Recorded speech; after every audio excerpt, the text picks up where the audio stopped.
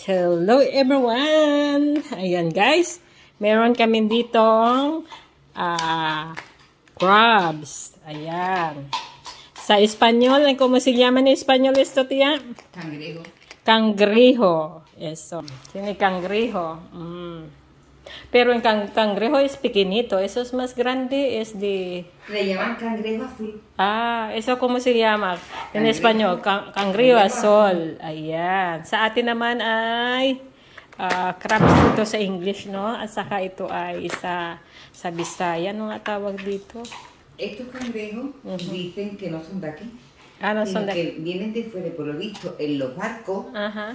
debajo de los barcos, se pegaron algunos cangrejos Ajá. y vinieron para acá. Ah. Y aquí es donde está criando. Sí. Pero son muy peligrosos, Ajá. porque se está comiendo los langostinos. Así come. Así que ahora mucho cangrejo aquí en España, en Cádiz. Sí. Así que sí puedes coger este cangrejo porque si come los pequeñitos, ¿cómo es? Los langostinos. Los langostinos y los pequeñitos. ¿Cómo se llama el otro pequeño? Boquerones, camarones. Camarones. Sí come pescaditos. Así que se puede coger ahora. Hay montones, dice la tía. Montones, sí.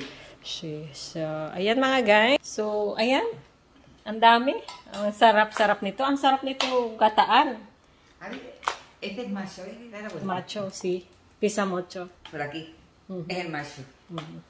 Kasi mabigat kaya mataba siguro to guys. So, sa atin masarap to gataan.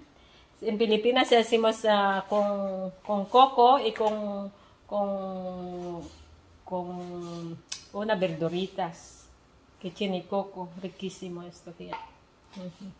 Ayan guys. Sa tambo, masarap din to. Sa labong. Ayan. Sarap. Ayan. Ay, si tía Ayan. ¿Cómo se llama esta? Picadillo. Picadillo. ¿Eh? Pero ahora no sé, no me gusta mucho ahora el tomatito. Pues está muy rico. Y el tomate está duro. Está muy bueno. Ayan. So, ayan guys. Sarap. Sarap. Bebe, ¿dónde está el patita? El patita, ¿dónde están? Patita, gracias. Sabi kami patita.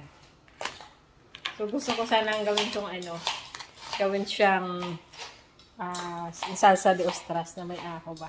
¿No es esa letra? Ay. ¿Y este lo compré?